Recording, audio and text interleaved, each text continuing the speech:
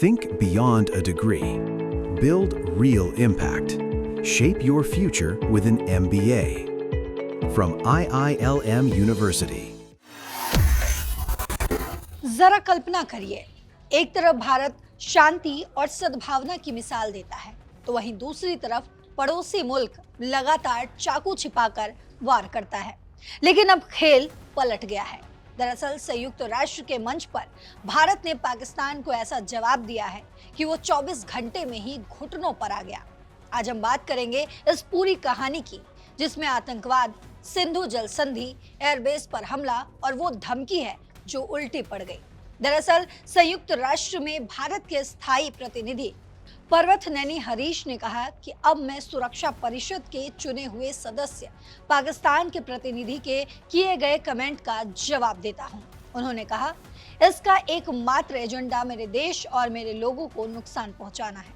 उन्होंने पिछले साल मई में ऑपरेशन सिंदूर के बारे में एक झूठा बयान दिया, यानी कि पाकिस्तान ने। हरीश कहते हैं कि 9 मई तक पाकिस्तान भारत पर और हमले करने की गीदड़ भवकी दे रहा था, लेकिन 10 मई को पाकिस्तानी सेना ने सीधे हमारी सेना को फोन किया और लड़ाई रोकने की गुहार लगाई। पर्वतनेनी हरीश ने कहा है कि भारतीय ऑपरेशन से कई पाकिस्तानी एयरबेस को नुकसान हुए। इसमें रनवे और जले हुए हैंगर की तस्वीरें भी सामने आई। उन्होंने कहा कि ये सार्वजनिक डोमेन में है। हमने पाकिस्तान के प्रतिनिधि से न्यू नॉर्मल के बारे में भी बात सुनी है। उन्होंने ये भी साफ किया कि मैं फिर से दोहराता हूं कि आतंकवाद को कभी भी सामान्य नहीं बनाया जा सकता, जैसा कि पाकिस्तान चाहता है। पाकिस्तान ने राजनीति को एक हथियार के रूप में आतंकवाद के लगातार इस्तेमाल को बर्दाश्त करना सामान्य नहीं है। पर्वतनेनी हरीश ने कहा है कि ये पवित्र सदन पाकिस्तान के लिए आतंकवाद को वैध बनाने का मंच नहीं बन सकता। हरीश ने यह भी कहा कि भारत के आंतरिक मामलों पर टिप्पणी करने का पाकिस्तान को कोई अधिकार नहीं है।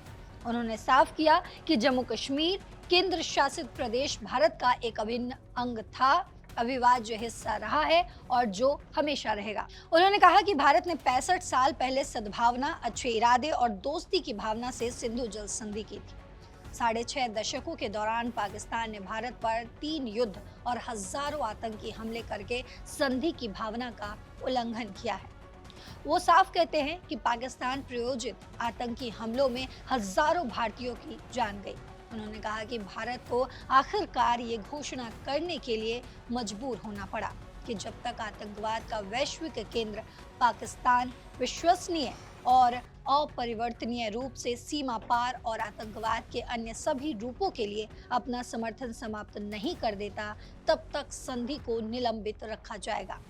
उन्होंने ये भी साफ किया है कि पाकिस्तान को कानून के शासन के बारे में आत्मनिरीक्षण करने की सलाह दी जाती है। वो खुद से पूछकर शुरुआत कर सकता है कि उसने अपनी सशस्त्र सेनाओं को 27वें संशोधन के माध्यम से संवैधानिक तख्ता पलट करने और अपने रक्षा बलों के प्रमुख को आजीवन प्रतिरक्षा देने की अनुमति कैसे दी।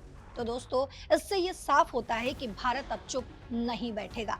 आतंकवाद का समर्थन करो तो जवाब जरूर मिलेगा, वो भी इतना जोरदार कि दुनिया देखती रह जाएगी। भारत की सुरक्षा क्योंकि सबसे ऊपर है। तो इस पूरी कहानी से ये साफ हो गया कि पाकिस्तान किस तरीके से झूठ बोलता रहा है, और सिर्फ पाकिस्तान के झूठ से पर्दा नहीं उठा, बल्कि अमेरिका के राष्ट्रपति डोनाल्ड ट्रंप जो बार बार ये दावा करते रहे हैं कि उन्होंने ही भारत और पाकिस्तान के बीच जो युद्ध हुआ और जिसके तहत पाकिस्तान को मुंहतोड़ जवाब भी मिला ऑपरेशन सिंदूर के तहत, और उसमें सीज फायर कराने का पूरा क्रेडिट जो है बार बार डोनाल्ड ट्रंप लेने की कोशिश करते रहे। लेकिन इस ऐलान के बाद पाकिस्तान के इस झूठ से और डोनाल्ड ट्रंप के इस दावे से पर्दा उठ चुका है। हालांकि इस खबर में फिलहाल इतना ही, लेकिन देश और दुनिया की तमाम खबरों के लिए देखते रहिए दैनिक जागरण। नमस्कार।